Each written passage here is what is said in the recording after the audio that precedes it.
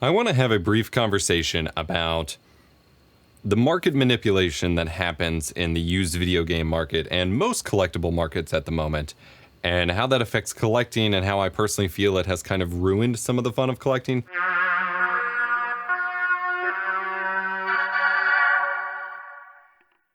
I made a promise to myself and to you all that with this Lost Saves channel, I would not let myself fall into the trap of constantly talking about the negatives, the drama, the downer topics, as that's an easy trap to fall into for just easy clickbait, and that's not what I want to do here. But this is a real thing that really impacts collecting and has in part ruined the hobby for me in many ways, and this affected Pokemon as well. I made a whole video when I was trying to relaunch my Pokemon channel at my sheer shock at the money-obsessed nature of the content over, in that scene after I left it for a few years. I just want to talk about what happens over here because a lot of people don't actually know. And this is kind of in response to a YouTube comment I got into on the main channel. I don't want to give that person any more attention, but some people truly don't know or understand the perspective on these things. And if there's anything that I've learned over nearly 20 years on this platform almost, is that YouTube comments are not a good medium for having real discussions about nuanced topics. And after all this time on the platform, I'm basically just kind of giving up on them. If people aren't going to listen to the take when I first produce it, then they're not going to, and spending hours replying to comments doesn't really help that. But this is a different camera setup than I'm usually using. I shave so I look like I'm 12. Just bear with me here. If you're unaware, or if you've recently tried to get into or back into video game collecting, you may have noticed that over the past couple years, prices have skyrocketed. And there are a lot of factors at play here, and we're going to fairly talk about many of them.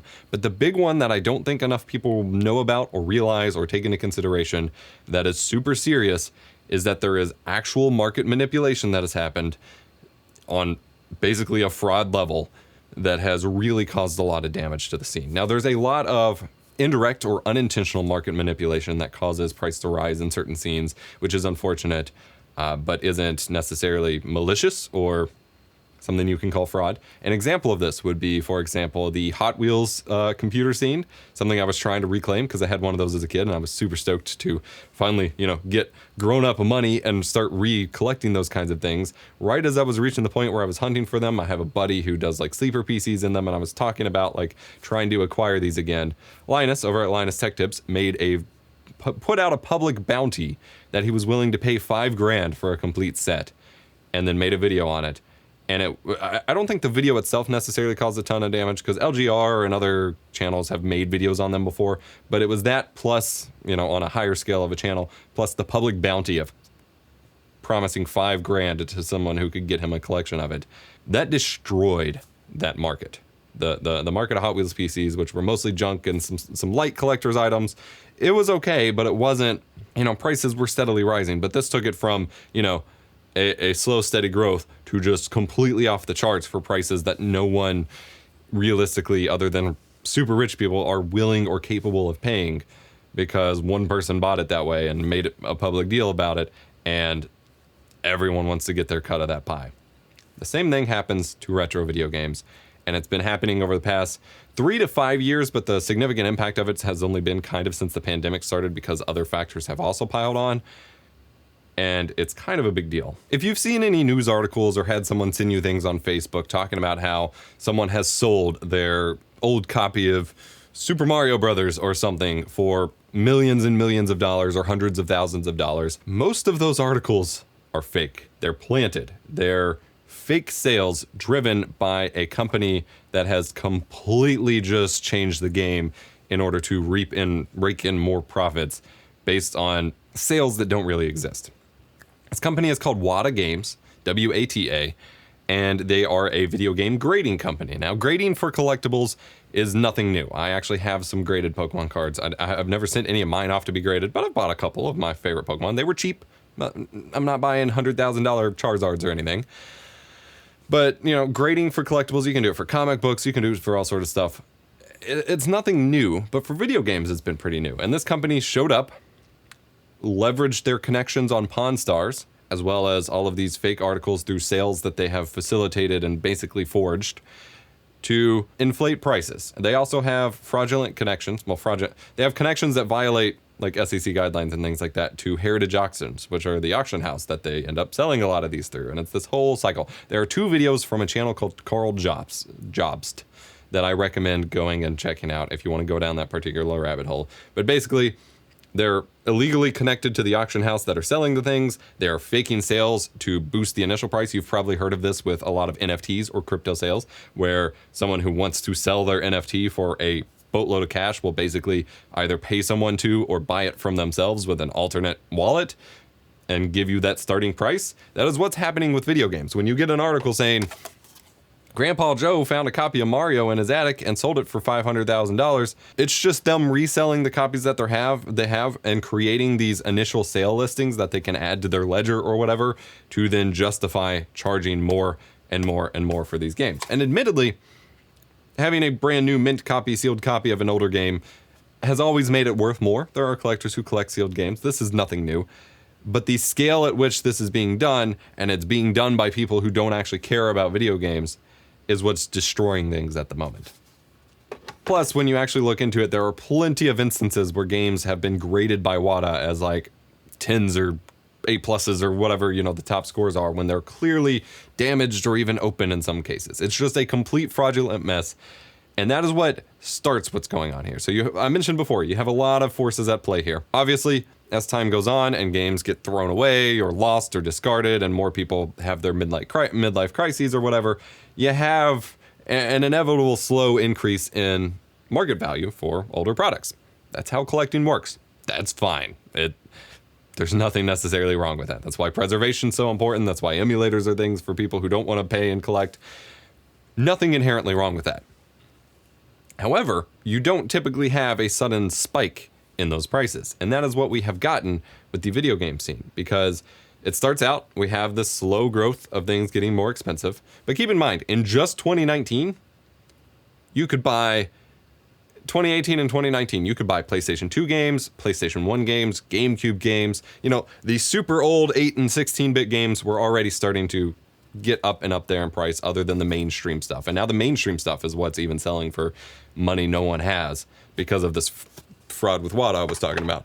But the 6th and 7th generation and even some of the 5th generation consoles have been, for 2015 to 2019, you could get them a dime a dozen. You could get them all over the place, game shops, yard sales, no problem. They were never all that scarce. They were never all that valuable. Suddenly in 2020, and then 2021, and now in 2022, those games are gold. Trying to collect freaking GameCube games is just a lost cause at this point, because they are being charged hundreds and hundreds of dollars for them when most people couldn't get rid of them fast enough just 2 years prior. That's not because people are suddenly interested in them.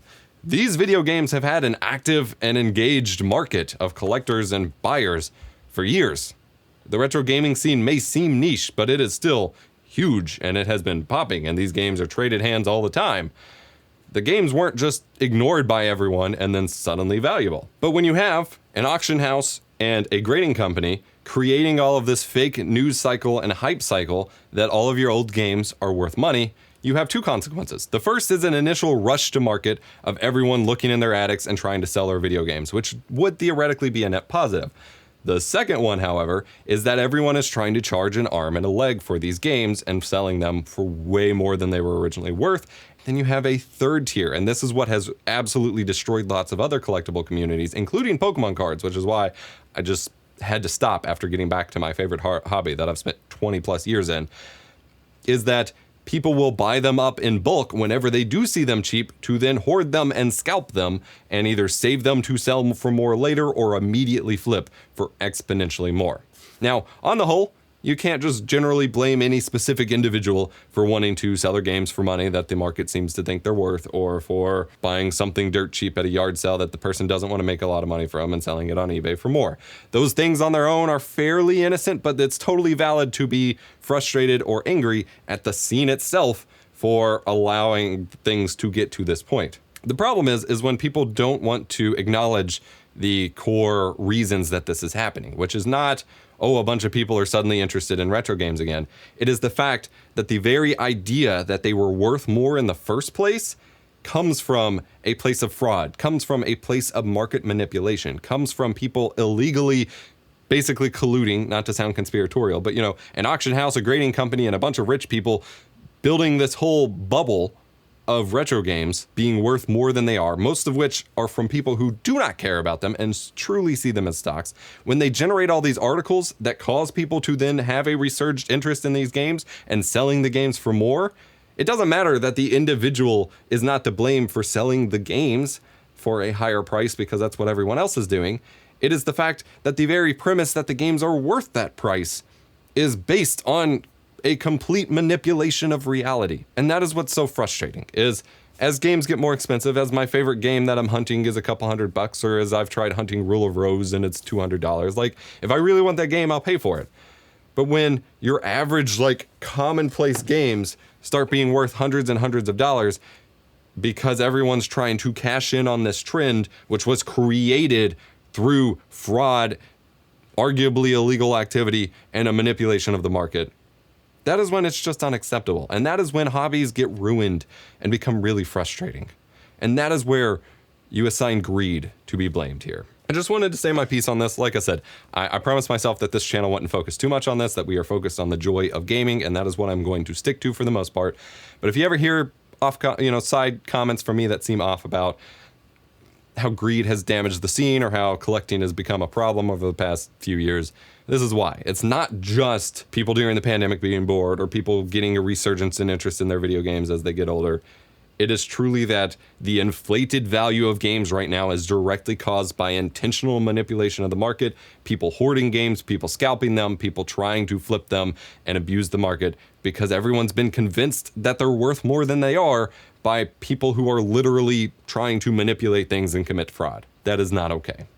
So I'm really going to do my best on this channel not to support companies that participate in this or people that participate in this, and to, instead of focusing on collecting, like I'm really into signage and neon signs and kiosks. Like, it was always my number one goal for the new studio when I moved in here was to get a kiosk of something like the Dreamcast or an Xbox or PlayStation 2 one or something. And that's completely out of reach now because the same thing has affected that scene. And people are charging tens of thousands of dollars for these things that are beat up and need repaired, because these companies and these other people have convinced them that things are worth so much more than they are. And people are basically just trading them back and forth, flipping them like stocks until the bubble bursts.